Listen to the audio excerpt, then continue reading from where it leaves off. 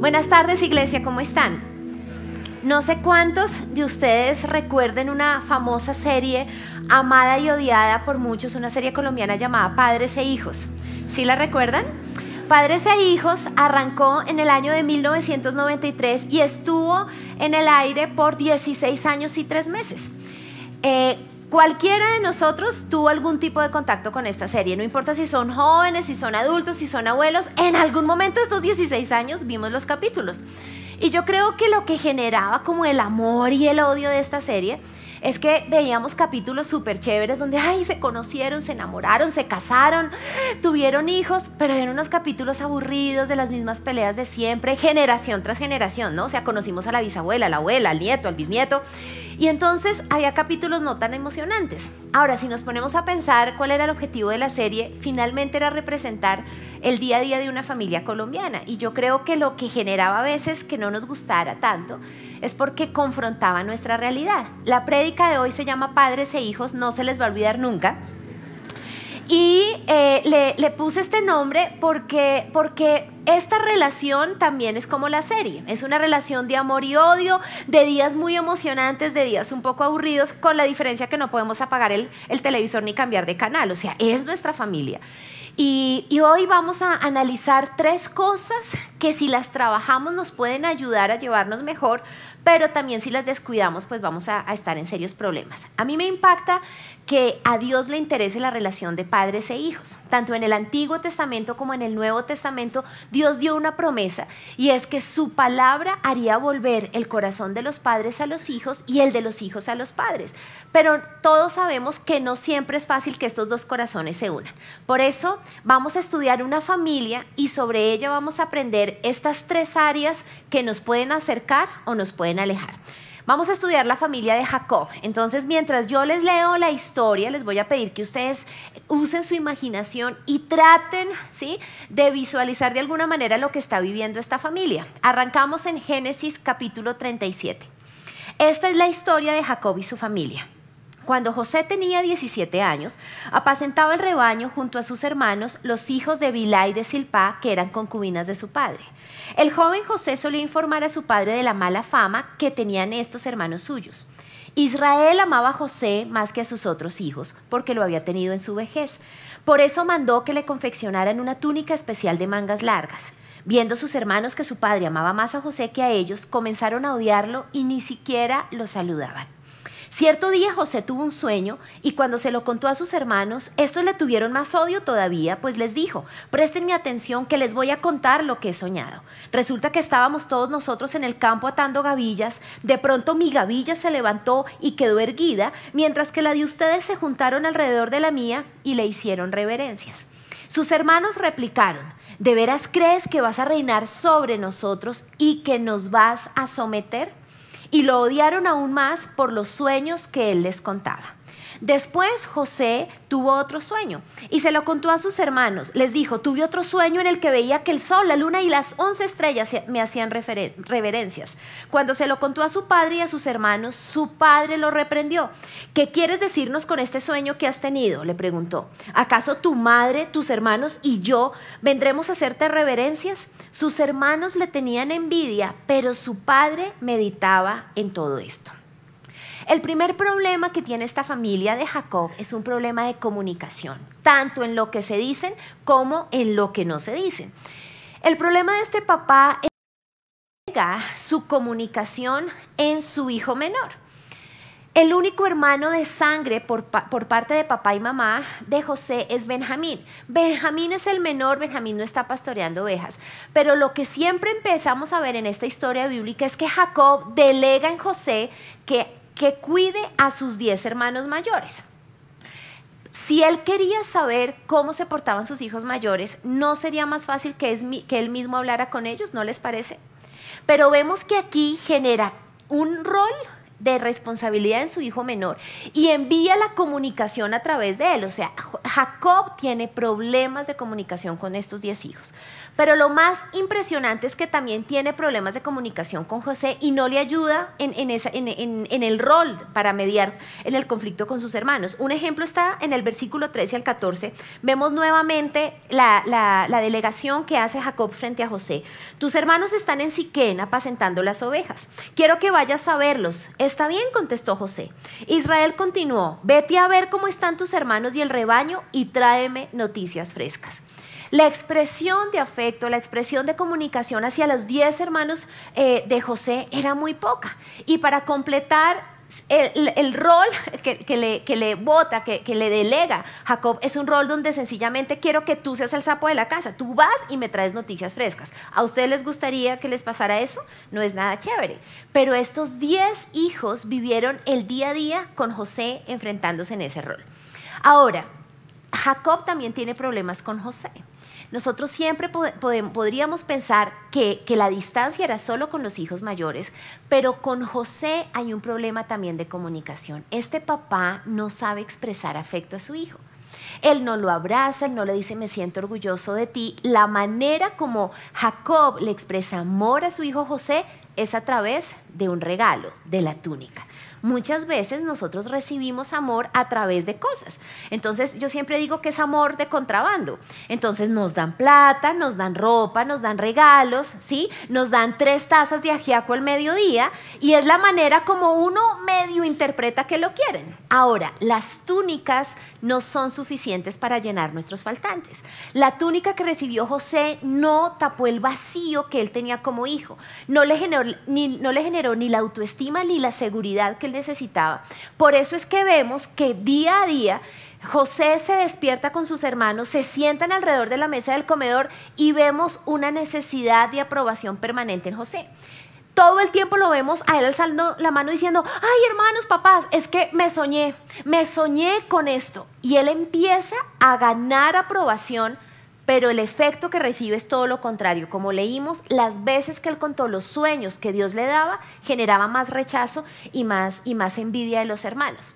Lo más crítico de esta historia es que leímos que cuando José les cuenta a su familia el segundo sueño, no solo siente el rechazo de sus hermanos, sino de su papá.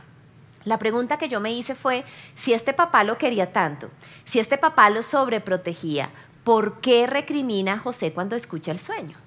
Y dice que después que lo recriminó, Jacob toma distancia de su hijo y no le vuelve a hablar. Algo le pasaba a Jacob como papá, que no podía ni comunicarse bien en lo verbal con su hijo menor, pero también con los hijos mayores. Estos hijos mayores, hicieran lo que hicieran, no lograban ganar el amor de su padre. Siempre iban a salir perdiendo. ¿Por qué? Porque todo el tiempo los estaban comparando. ¿Por qué Jacob no se sienta y habla con sus hijos? ¿Por qué Jacob no busca mediar en esta relación entre José y sus hermanos?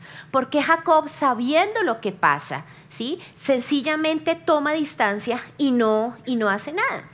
¿Por qué? Porque él tenía un ciclo no resuelto en su vida, y es que él tuvo problemas también con su hermano Esaú.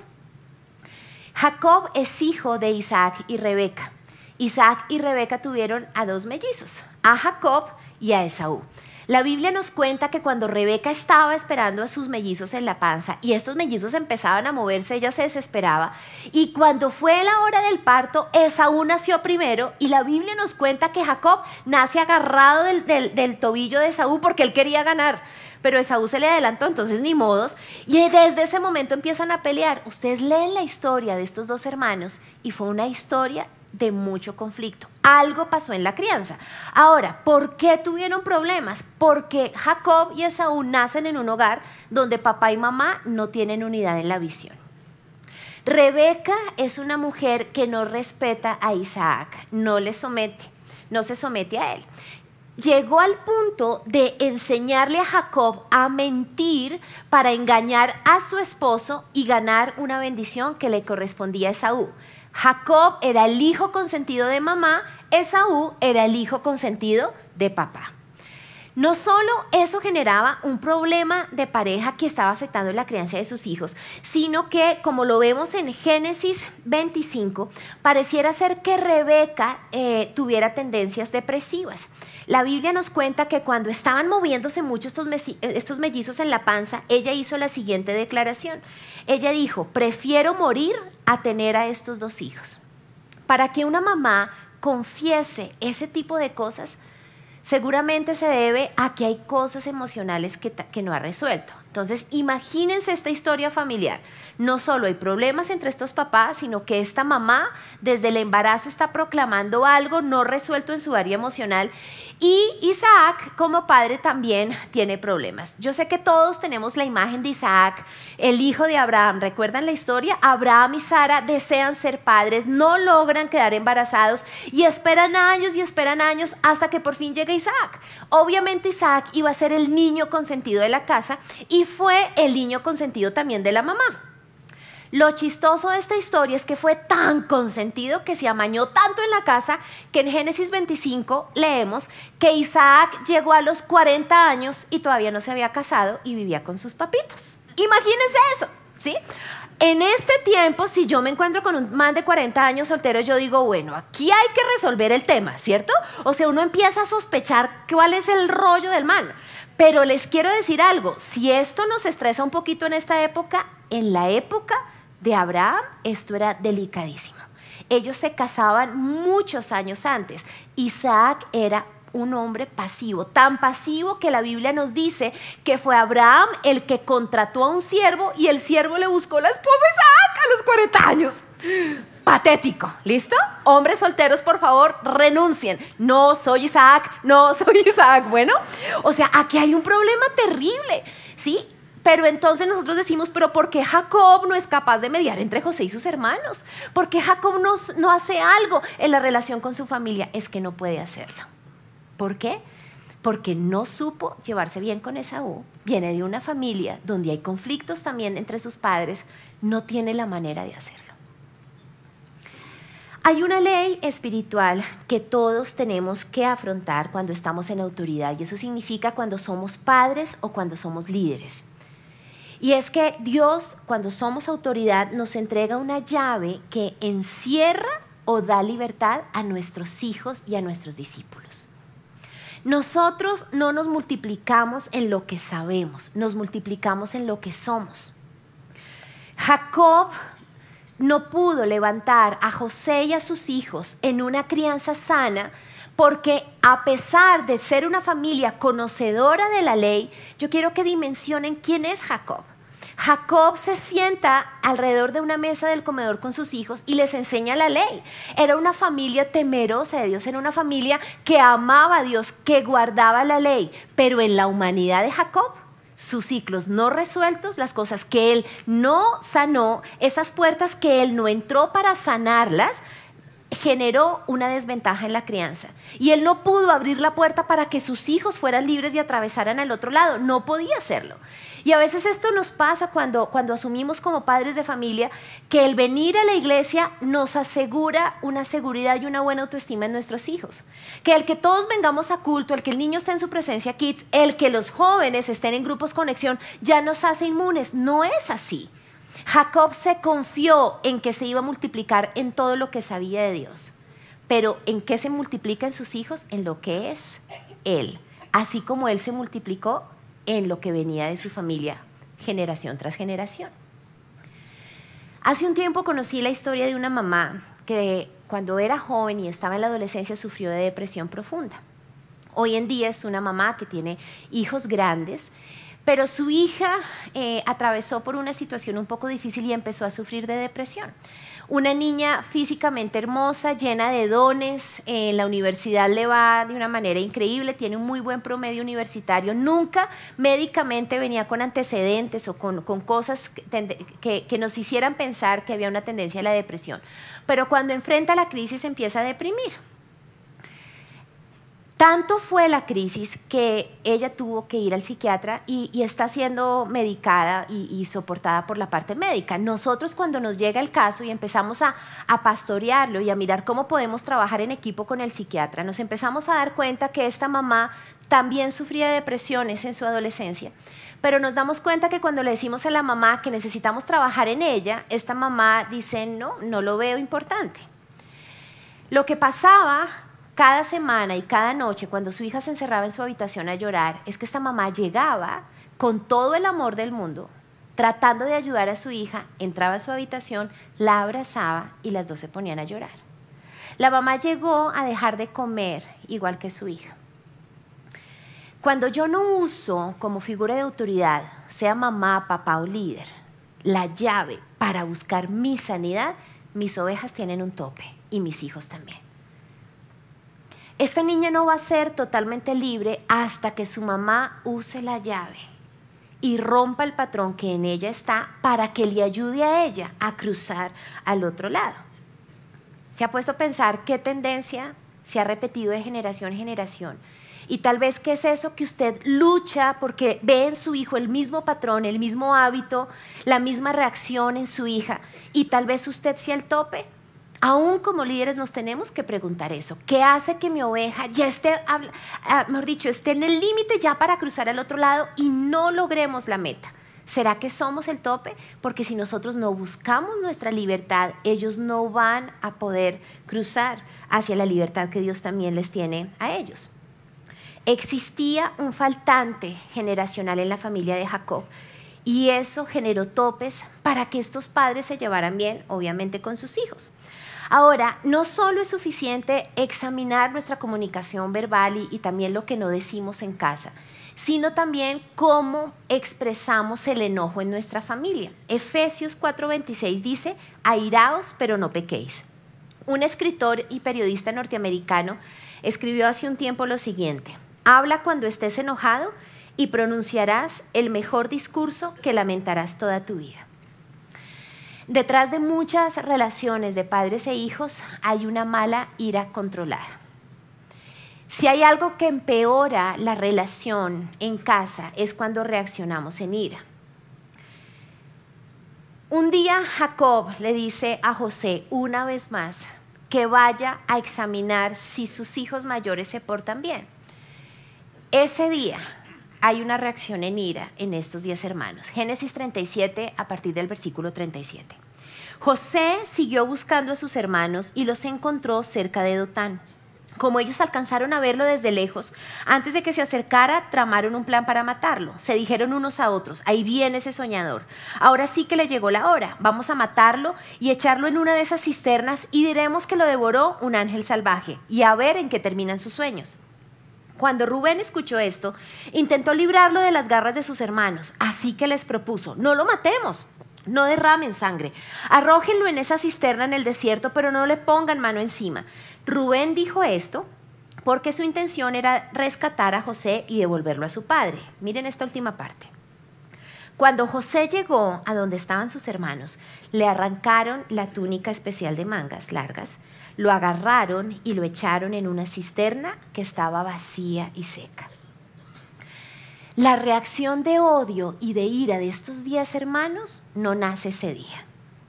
Esta reacción es el resultado de un dolor profundo acumulado por años. Me impacta porque ni siquiera le dicen José a su hermano. Estos hermanos lo ven a lo lejos y sencillamente dicen, ahí viene el soñador. Y cuando José llega donde ellos están, ¿qué es lo primero que le quitan? La túnica. Lo que ellos están diciendo es, vamos a quitarte lo que nosotros, así nos portemos bien, nunca vamos a lograr. Vamos a quitarte la preferencia de mi papá. Vamos a quitarte todo eso que a nosotros nos ha hecho daño y vamos a castigar a nuestro papá quitándote de su lado. Uno no planea matar, ni odiar, ni hacerle el daño a alguien de un momento a otro. En su corazón había tanto dolor que sencillamente cuando fueron confrontados reaccionaron en violencia. Si hay un patrón que pasamos de generación en generación es la manera como reaccionamos en ira. Y es un patrón que tenemos que identificar para poderlo sanar. Quisiera pedirles que traten de pensar por un instante qué recuerdos de reacciones de ira tienen ustedes de su infancia. No importa si son jóvenes o no importa si ya son abuelos. Por un segundo le pregunto, ¿usted tiene recuerdos de gritos, de ser avergonzado en público, de baños de agua fría, acostarse sin comer, groserías, tiradas de puerta, ojos rojos y grandes y manos moviéndose en su rostro? ¿Alguna vez recibió un castigo que lo hizo sangrar? Si yo le pidiera que usted me contara qué es eso que sale de usted cuando quiere formar a su hijo, porque yo tengo claro, queridos padres, que cuando ustedes están frente a su bebé, frente a su niño, frente a su adolescente o a su universitario, ustedes quieren lo mejor. Yo parto de esa base. Pero ¿qué es eso que queriendo lo mejor, en momentos de tensión sale esa ira no sana de su infancia? ¿Qué recuerdos hay? José es vendido como esclavo, sigue la historia, termina siendo sirviente en una casa de un hombre muy importante, lo acusan injustamente de algo que no hizo, llega a la cárcel, pasa años en la cárcel.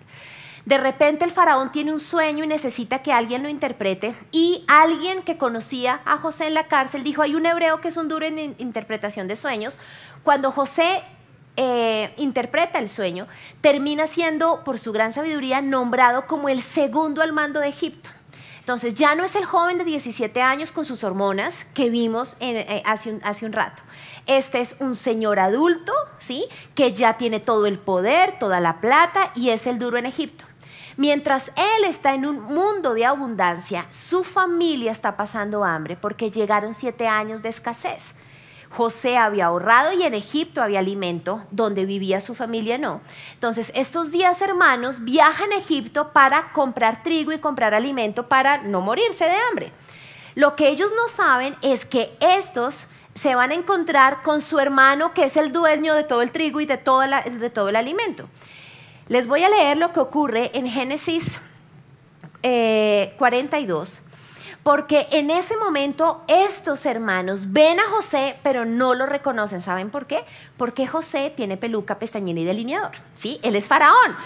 José sí, cuando los ve dice, ¡ay, mis hermanos! Pero como está disfrazado, ¿sí?, está en esa cultura, a él no lo reconocen. Quiero que miremos por un segundo cómo reacciona José en este encuentro. Años después, él es un hombre adulto, no es un joven de 17 años. De seguro ustedes son espías y han venido para investigar las zonas desprotegidas del país. No, señor, respondieron. Sus siervos hemos venido a comprar alimento, todos nosotros, padre, y además somos gente honrada. Sus siervos no somos espías. No es verdad, insistió José. Ustedes han venido para investigar las zonas desprotegidas del país. Pero ellos volvieron a responder, nosotros, sus siervos, éramos 2 hermanos, todos hijos de un mismo padre que vive en Canaán. El menor se ha quedado con nuestro padre y el otro ya no vive. José los increpó una vez más. Es tal como les he dicho, ustedes son espías, y con esto lo vamos a comprobar. Les juro por la vida del faraón que de aquí no saldrán con vida a menos que traigan a su hermano menor.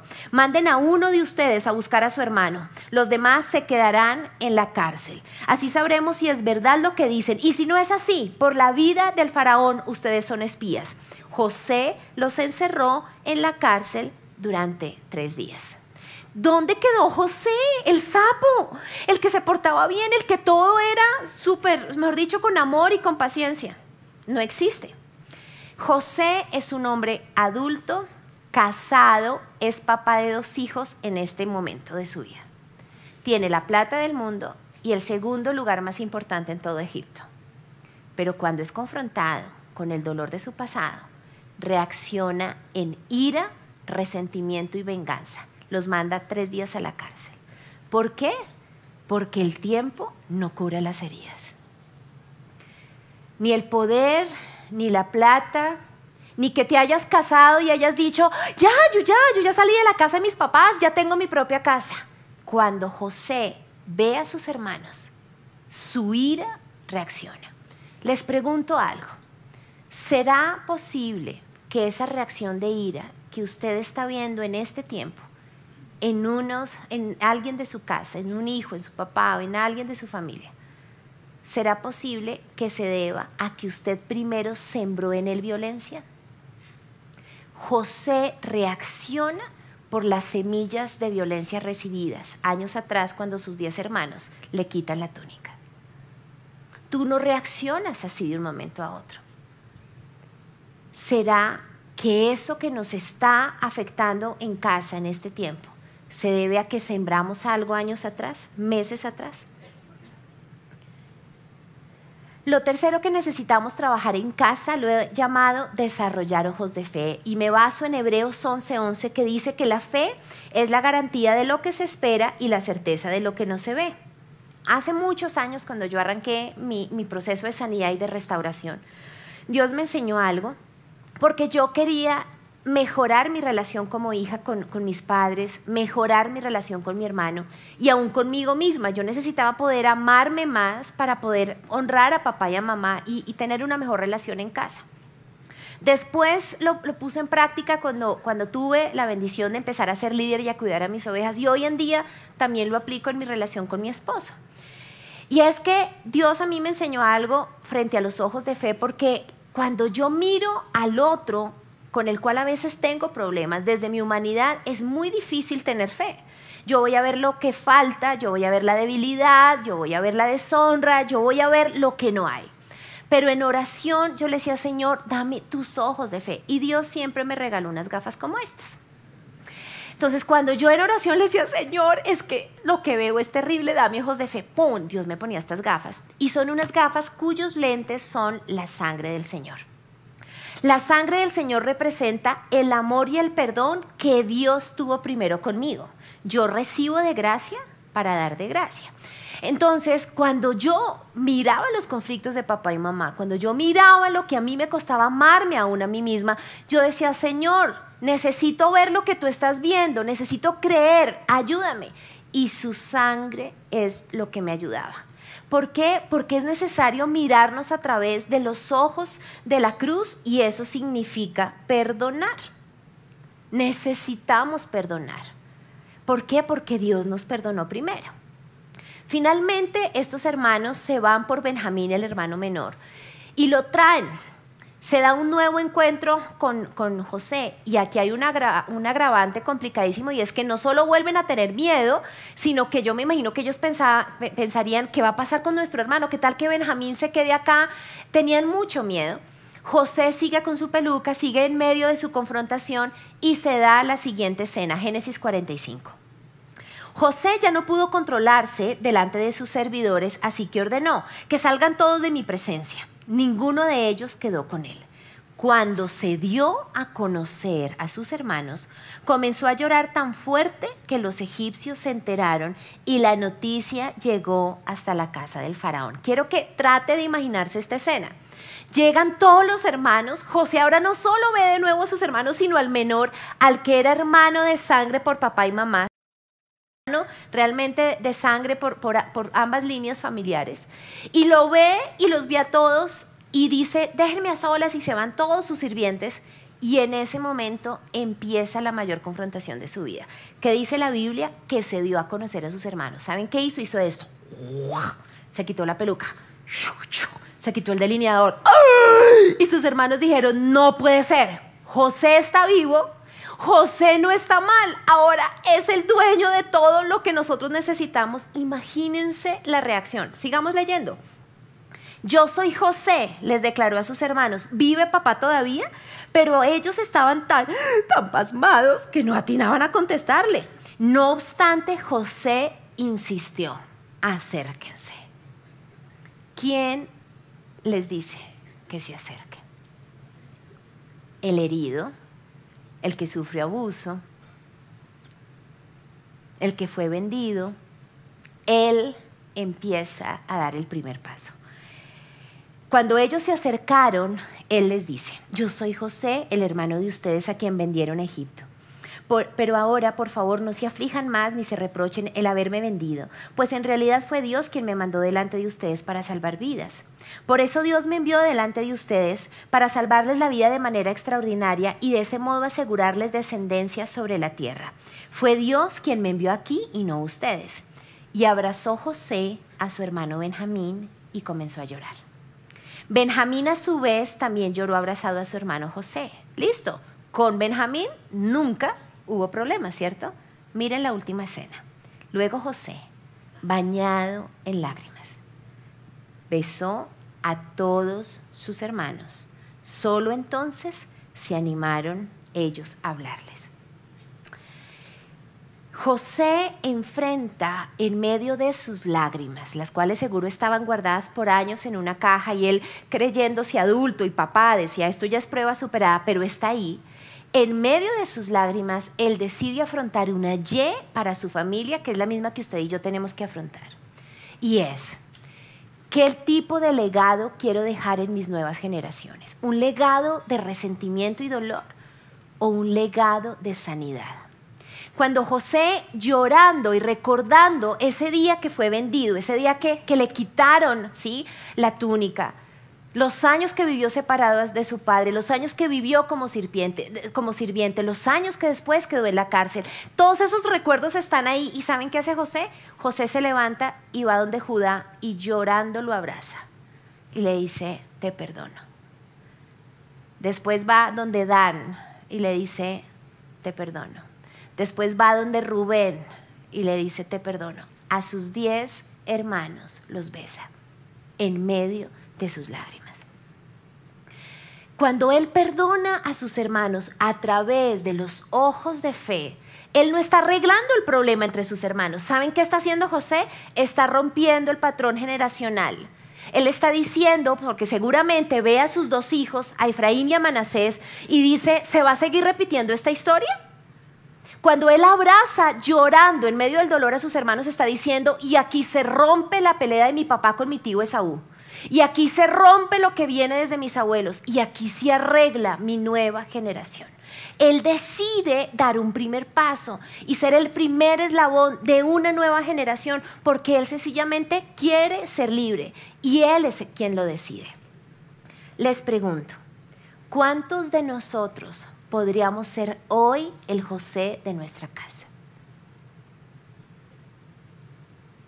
¿Cuántas esposas hoy podrían ser un José para su esposo? ¿Cuántos esposos por encima de la traición podrían ser el José para su esposa? ¿Cuántos padres por encima de todo lo que ha afectado la crianza de sus hijos hoy podrían ser el José para sus hijos? ¿Cuántos podrían mirar a sus hijos y decirles, sí, me vuelvo un 8 al comunicar, te lleno de túnicas, perdóname, no sé cómo entregarte, pero volvamos a empezar, perdóname y yo decido perdonarte también? ¿Cuántos podrían hacer eso? Ahora, hijos jóvenes, ustedes saben lo que son para ustedes en mi corazón. Yo tengo claro que ustedes amarían estar aquí en la iglesia con sus papás. De todos los jóvenes que tenemos en la iglesia, más del 60% no tienen a sus padres aquí. Son los únicos que han empezado a seguir a Cristo. ¿Podrías tú ser el José para tus papás? Ahora, hay muchos Josés también. Hijos que tienen a Jacob en casa, que tienen a un papá y una mamá que vienen a la iglesia, que sirven en la iglesia, que están conectados, pero que son como Jacob. En su humanidad han cometido errores. ¿Podrías tú como hijo o como hija ser el José para tus papás?